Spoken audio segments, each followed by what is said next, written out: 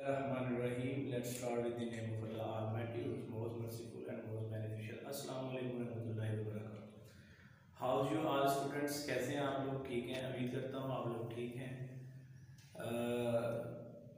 Covid की situation की वजह से वीडियो लेक्चर बनाया जा रहा है, आपको फैसिलिटेट किया जा रहा है, तो please be careful about this lecture. Now we are going to start subject chemistry and unit number 2, class 9th. Topic is theory and experiments related to structure of an atom. कहता है आज हमने इसकी थ्योरी के बारे में पढ़ना है। किसकी थ्योरी के बारे में पढ़ना है? हमने एटम जो स्ट्रक्चर हमने ऑलरेडी पीछे पढ़ चुके हैं, एटम के स्ट्रक्चर के बारे में। आज हमने इसकी थ्योरी के बारे में पढ़ना है कि एटम के साथ कौन कौन सी चीज़ें हैं जो जस्ट एटम ही है या एटम के अंदर और भी कोई पार्टिकल्स पाए जाते हैं, उसके ऊपर जो फर्दर एक्सपेरिमेंट किए गए आज उसके बारे में डिटेल में हम पढ़ेंगे। उसमें सबसे पहले साइंटिस्ट ने जो एक्सपेरिमेंट्स किए थे, वो जो साइंटिस्ट ने एक्सपेरिमेंट किए उनमें जे डॉल्टन, जे थॉमसन, गोल्डस्टीन, इसके अलावा भी काफ़ी साइंटिस्ट हैं जिन्होंने अपने एक्सपेरिमेंट किए हैं। हमारी बुक के अंदर जो चीज़ इंक्लूड है हम वही पढ़ रहे हैं ताकि आप लोगों को मुश्किल ना हो। तो डॉल्टन ने ये किया था कि an atom indivisible atom of same element. अब बात समझिएगा कि एक एटम है जिसको हम डिविजिबल नहीं कर सकते, यानी कि इंडिविजिबल है, सॉरी, जिसको हम तोड़ नहीं सकते। एक एटम जिसको हम तोड़ नहीं सकते क्योंकि वो हार्ड या डेंसर शेप स्फीयर में होता है। अब ये हार्ड भी पता है आपको, सख्त को कहते हैं, डेंसर कहते हैं मोटी चीज़ को, थिक होती है, डेंस होती है, कसाफत में ज़्यादा होती है। दूसरा जो स्फीयर है, स्फीयर का मतलब इस तरह है जैसे आपने कोई बल्ब देखा होगा, जैसे लेट्स सपोज आपको मैं इजी एग्जांपल का गुब्बारा देख लिया, आप गुब्बारा अंदर से सारा खाली होता है तो बाहर की शेप बनी होती है, तो वो स्फीयर फॉर्म में होता है। इसी तरह हम बल्ब की बात करते हैं, बल्ब बाहर से शेप में गोल ही होता है, अंदर उसकी जगह खाली होती है, तो इसको कहते हैं स्फीयर फॉर्म में। ठीक है, वो कहता है इंडिविजिबल होता है एटम ऑफ सेम एलिमेंट। मतलब कहने का मकसद है कि एटम के जो होते हैं वो एलिमेंट सेम्स होते हैं, सेम एलिमेंट के एटम्स होते हैं। ठीक है, तो जैसे फॉर एग्जांपल अगर हाइड्रोजन की बात करते हैं, आप ऑक्सीजन की बात करते हैं, इसी तरह फर्दर जैसे आप बात करते हैं तो आप उसको कह सकते हैं कि एटम्स ऑफ सेम एलिमेंट और पार्टिकल्स जो भी हैं, हर एटम के जो पार्टिकल्स होंगे वो सेम ही होंगे, उसमें भी प्रोटॉन पाया जाएगा, न्यूट्रॉन पाया जाएगा, इलेक्ट्रॉन पाया जाएगा। ठीक होगी बात, यहाँ तक आपको समझ आ गई होगी। आगे हमारे पास है जे थॉमसन। जे थॉमसन ने भी मजीद एक्सपेरिमेंट इसी पर ही किया था, स्ट्रक्चर ऑफ एन एटम पर। उसने क्या किया था? उसने ये किया था कि जो यानी कि जे थॉमसन ने फाइंड किया था नेगेटिव चार्ज वाला पार्टिकल। अब नेगेटिव चार्ज वाला पार्टिकल क्या थे? वो इलेक्ट्रॉन भी है। ठीक है, नेगेटिव चार्ज वाले पार्टिकल क्या है? वो इलेक्ट्रॉन है। और फंडामेंटल ऑफ पार्टिकल, यही वो पार्टिकल्स हैं जो फंडामेंटल ऑफ एटम है, यानी कि एटम की बुनियादें हैं, जिसको हम एटम की बुनियाद भी कहते हैं, फंडामेंटल ऑफ पार्टिकल्स भी कहते हैं। जे थॉमसन ने negative charge particle, negative charge वाला पार्टिकल उसने फाइंड आउट किया था, वो इलेक्ट्रॉन था, और इसी को हम फंडामेंटल ऑफ पार्टिकल्स भी कहते हैं। नेक्स्ट हमारे पास आ जाता है plum pudding theory. Plum pudding theory J Thomson ने हमें बताई थी कि प्लम फिटिंग थ्योरी क्या होती है। तो प्लम फिटिंग थ्योरी में एटम सॉलिड स्ट्रक्चर में हो, पॉजिटिवली चार्ज हो, with tiny negative particle stuck inside. अब बात समझिएगा, कहते हैं कि एटम है वो सॉलिड फॉर्म में है, उसका स्ट्रक्चर क्या है? सॉलिड है। ठीक है, अब उसके गिर्द क्या है? Positively charge. उस एटम के गिर्द क्या है?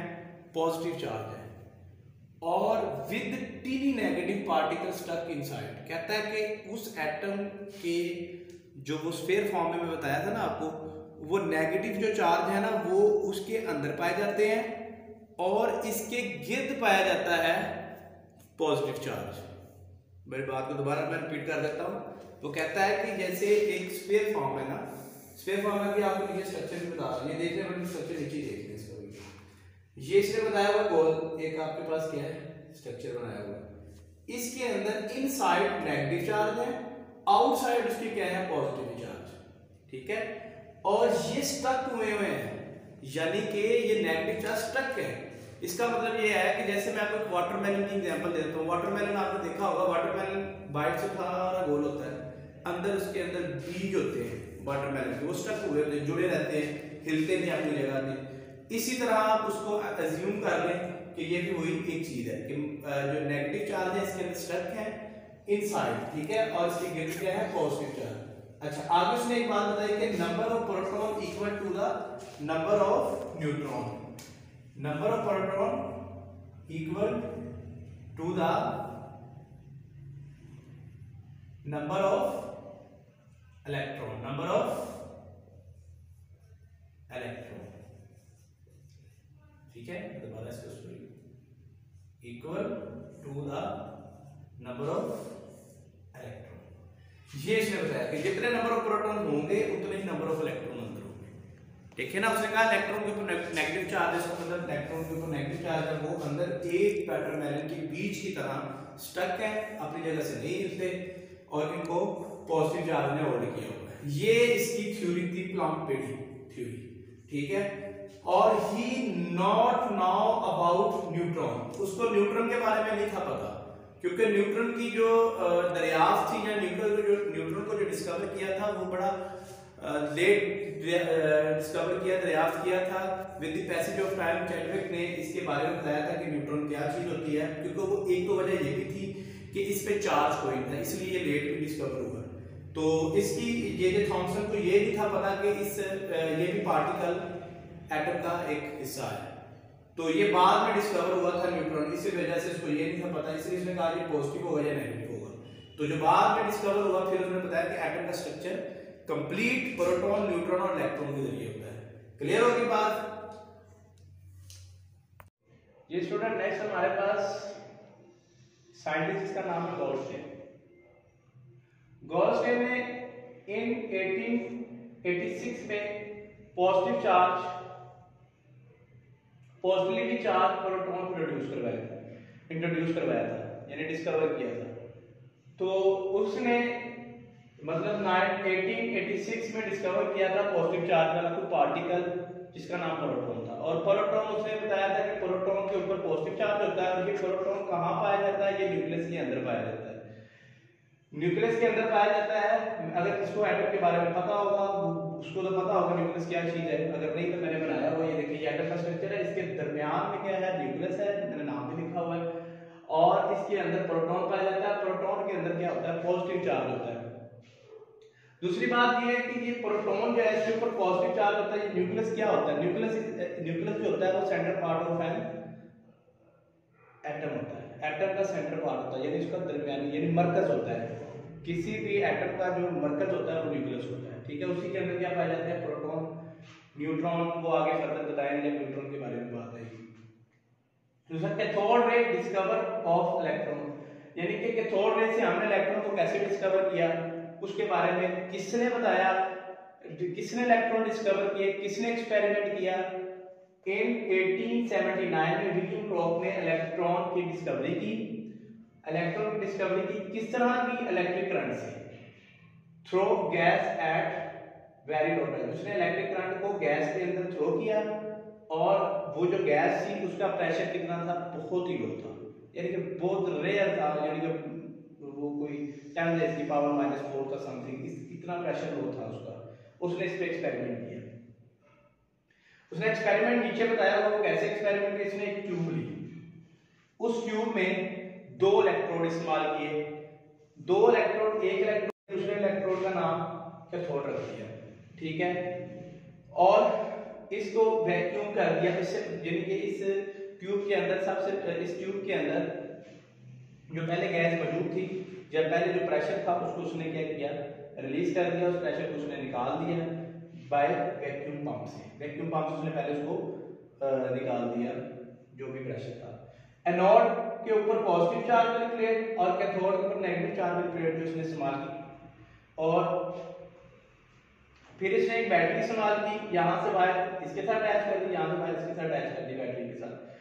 बैटरी की पॉजिटिव टर्मिनल को पॉजिटिव के साथ, नेगेटिव टर्मिनल को नेगेटिव टर्मिनल के साथ क्या कर दिया उसने, अटैच कर दिया। फिर फर्दर इसने जब ये एक्सपेरिमेंट स्टार्ट किया तो यहाँ से उसको ना कुछ रेज की सूरत में इलेक्ट्रॉन जो है वो प्रोड्यूस होना या इमिट होना शुरू हो गए। तो फिर उसके लगा कि उसने जब देखा कि ये जो इलेक्ट्रॉन एनोड की तरफ जा रहे हैं, यानी कि पॉजिटिव की तरफ से नेगेटिव टू पॉजिटिव की तरफ जा रहे हैं, कि स्ट्रेट लाइन में, ठीक है, एक बीम बना के, एक स्पेक्ट्रम के जरिए जा रहे हैं, स्पेक्ट्रम बनाकर जो है ना वो एक पैटर्न के जरिए वो जो है वो मूव कर रहे हैं, किससे, कैथोड टू एनोड की तरफ। तो उसने देखा कि वो जो इमिट हो रहे हैं वो शाइनी रेज है। वो शाइनी रेज जैसे कोई लाइट फॉर्म में थे, उसने ये एक्सपेरिमेंट किया तो उसने देखा कि वो एक लाइट फॉर्म में इमिट हो रहे हैं। ये एग्जांपल आपको मैं बता देता हूँ, ये बल्ब की एग्जांपल यही है। जैसे एक बल्ब है, जैसे जलता है तो आपको पता है बल्ब की जो वो इमिट हो रहे होते हैं, जो बल्ब जल रहा होता है उसकी जो लाइट होती है, वो जो चमक होती है, वो इलेक्ट्रॉन होते हैं, इलेक्ट्रॉन इमिट हो रहे होते हैं, ठीक है। और फिर नीचे उसके पॉइंट उसमें बताए हुए हैं। पॉइंट ये है कि ट्रैवलिंग इन स्ट्रेट फील्ड, मैंने अभी बताया वो सीधे क्या कर रहे हैं, मूव कर रहे हैं। ये देखिए स्ट्रेट लाइन में क्या कर रहे हैं, मूव कर रहे हैं। तो डिफ्लेक्शन इन टेम्परेचर का डिफ्लेक्शन कम ज्यादा, जैसे भी लाइट जब डिफ्लेक्ट होती है, जब डिफ्लेक्शन होती है, बढ़ती जाती है आगे जाके, तो उसका टेम्परेचर भी जैसे जैसे वो बढ़ती जाएगी, जैसे जैसे उसका टेम्परेचर भी उसके साथ साथ बढ़ता जाएगा या कम होता जाएगा। जैसे जैसे रिफ्लेक्ट होगी लाइट जाके जाके फैल जाती है ना, आगे जाके जब लाइट जाती है तो फिर आगे जाके फैल जाती है।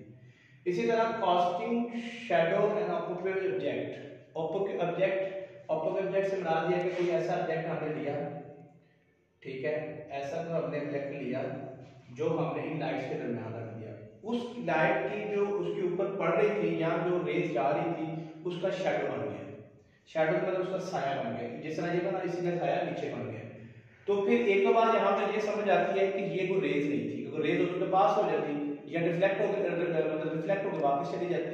इसका मतलब है कि ये कोई लाइट थी, ठीक है, जो उसके ऊपर पड़ी और उसने उसका साया बना दिया। दूसरा राइज इन टेम्परेचर, इसका टेम्परेचर क्या होता जाए, बढ़ता, जितना जितनी उसके होता जाए बढ़ता, जितना जितनी उसके ऊपर बल्ब, जैसे बल्ब को आप देखते हैं अक्सर, बल्ब काफी देर तक जलता है, उसको आग लगे तो वो गर्म हो जाता है। जितनी देर तक वहां पे इमिट होती जाएगी इलेक्ट्रॉन, तो इसका मतलब उसका टेम्परेचर भी क्या होता जाएगा, बढ़ता जाएगा, जिस चीज के ऊपर भी ये टकराएगा। थर्ड हमारे पास जेके थॉमसन ने बताया था कि इसका चार्ज और मास की रेशियो जो है वो बराबर होती है, ठीक है। और नेक्स्ट हमारे पास है प्रोडक्शन ऑफ लाइट। इसकी लाइट जो है वो लाइट की प्रोडक्शन होती है, यानी कि इस तरह हम लाइट की प्रोडक्शन भी करते हैं, यानी कि लाइट को प्रोड्यूस भी करवाते हैं, लाइट भी जलाते हैं। जैसे बल्ब की एग्जांपल अभी की बात पर मैं बता रहा हूँ, वही एग्जांपल मैं आपको बताऊंगा ताकि इजी आपको समझ आ जाए। नेक्स्ट हमारे पास है नेचर ऑफ कैथोड। आपने किस किस्म की नेचर कैथोड इस्तेमाल की है, यानी कि कैथोड की नेचर क्या है, किस किस्म की प्लेटें आपने इस्तेमाल की हैं, उसकी नेचर क्या है, और किस तरह की, यानी कि हो भी सकता है किसी भी आप प्लाटिनियम का या जो किस मतलब जिस भी किस्म का आप इसको कैथोड का आप इस्तेमाल कर रहे हैं ना, कैथोड इस्तेमाल कर रहे हैं या प्लेटें इस्तेमाल कर रहे हैं, उसकी नेचर के बारे में भी आपको पता होना चाहिए कि उसमें से इलेक्ट्रॉन किस तरह इमिट होते हैं। होप्स हो कि आपको ये टॉपिक क्लियर हो गया हो।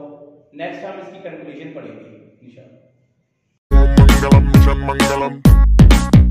मंजिल दूर दूर दूर है, मुश्किल पास है, फिर भी ख्वाब ख्वाब ख्वाब में ट्विंकल स्टार्स है। चांद को करके रहेंगे आज ओवरटेक हम, पूरा चांस है। 3, 2, 1 दिल में मार्स है, क्योंकि दिल में मार्स है, मिलने की प्यास है।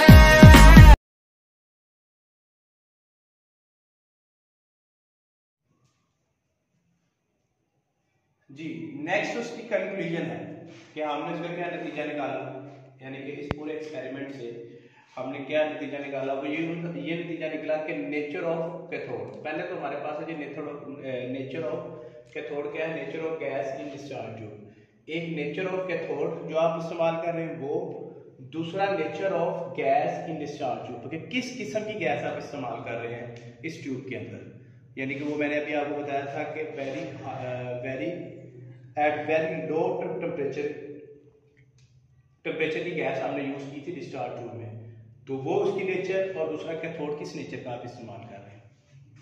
दूसरा कास्टिंग शैडो ऑब्जेक्ट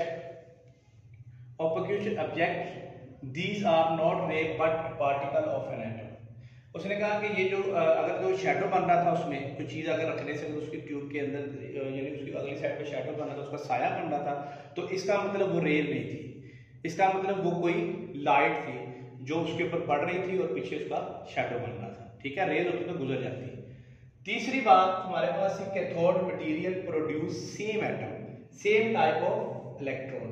कहता है कैथोड मटेरियल जिस तरह का आपने cathode material produce same type of electron, यानी कि कैथोड जो मटेरियल आप इस्तेमाल कर रहे हैं ना, वो क्या कर रहा था, सेम टाइप ऑफ, मतलब एक ही तरह की, ये नहीं है कि कहता है कैथोड मटेरियल जिस तरह का आपने cathode material produce same type of electron, यानी कि कैथोड जो मटेरियल आप इस्तेमाल कर रहे हैं ना, वो क्या कर रहा था, सेम टाइप ऑफ, मतलब एक ही तरह की, ये नहीं है कि अब आप इलेक्ट्रॉन के अलावा वो नीचे से पॉजिटिव चार्ज भी आ रहे थे, कोई और चार्ज भी निकल रहे थे, यानी कि वो नहीं था, वो या तो कुछ कहीं से निकल भी रहे थे चार्ज, कहीं से नहीं निकल रहे थे। मतलब उसका कहने का मतलब जो आपने मटेरियल इस्तेमाल किया उसमें से जो इलेक्ट्रॉन निकल रहे थे ना, वो सेम पैटर्न से ही आ रहे थे भाई। ठीक है, सेम पैटर्न से आ रहे थे। और फोर्थ ये था कि material compose of atom fundamental material compose, जो आपने मटेरियल लिया था कंपोज, यानी कि कैथोड का जो आपने मटेरियल इस्तेमाल किया था ना, जो कैथोड में आपने कैथोड का जो मटेरियल इस्तेमाल किया था आपने,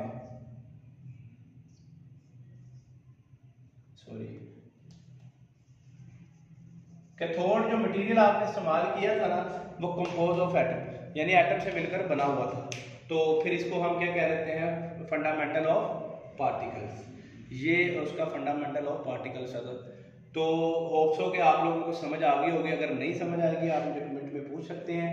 ठीक है, उम्मीद करता हूँ कि आप लोगों को मतलब अच्छे तरीके से समझ आ गई होगी। अगर नहीं आई होगी तो आप मुझे कमेंट्स में दोबारा पूछ सकते हैं। फर्दर मैं आपको उसी तरह डिटेल में बताता रहूँगा। शुक्रिया। और ये इसका आपने मुझे होमवर्क जो है वो पर्सनली जो है वो मुझे भेजना है।